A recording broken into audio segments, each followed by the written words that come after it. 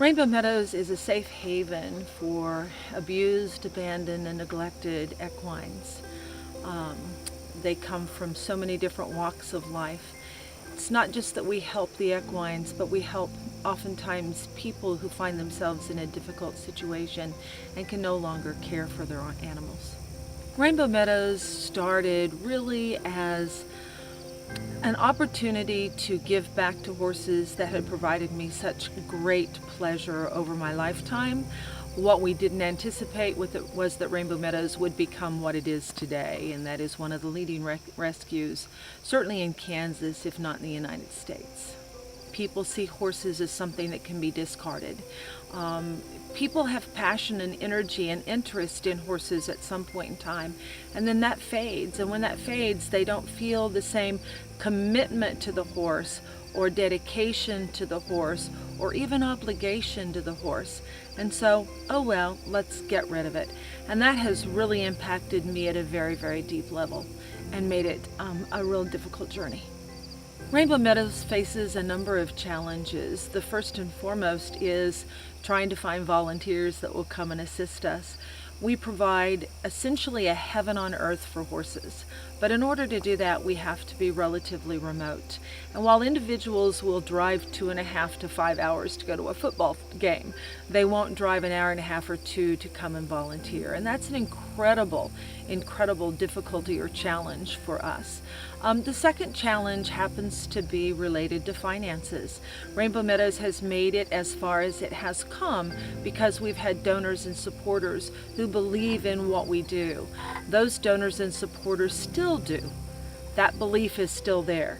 But unfortunately, we are finding ourselves in a situation where the financial need is pretty great. And without additional donors, without additional supporters, it's going to be hard for us to continue. There are horses here who likely will never be rehomed. We have blind horses, we have elderly horses, we have one that will be 35 soon. And he has certainly outlived his life expectancy. No one's going to want to help him.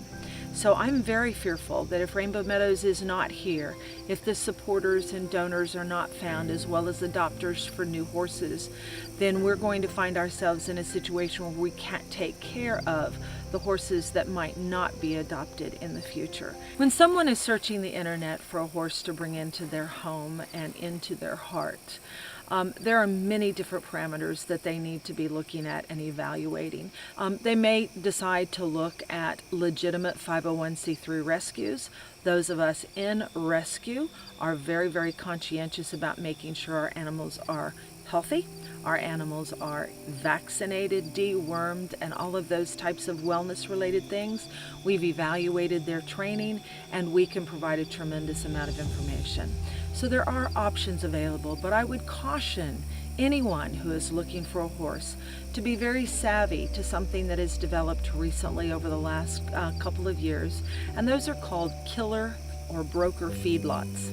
What those operations are is a individual who historically has picked up loose horses from auction, horses that go very, very inexpensively, and hauled those animals to Mexico to slaughter. They've become rather savvy. They have found that individuals are very concerned about slaughter in America today, and they have found a way to effectively attract them to their operations. In doing so, they find someone who is interested in what they do, and that person promotes horses that have been specifically purchased at various auctions or from individuals, horses that never would have been purchased for slaughter previously because of the cost to purchase them.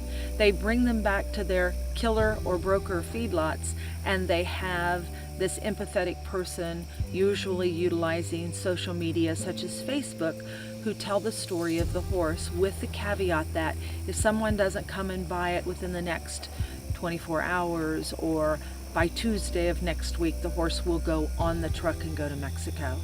I would encourage people to be very, very skeptical about reaching out to try to find a horse utilizing that medium. There are so many horror stories. There are so many things that are concerning about that. But most importantly, what individuals need to understand is while they may indeed save that horse that they choose to purchase, if that horse was actually going on the truck, another horse is put in its place to go to slaughter. So we're not diminishing the slaughter numbers. As a matter of fact, the statistics tell us that slaughter is increasing. What we are doing instead is, I think, baiting very well-meaning individuals, getting them to come to these lots, securing their funds that go to the kill buyer, and then placing another horse on the truck. I don't think that's a good way to help horses. I think there are many different ways that we can move forward and help horses in a successful fashion.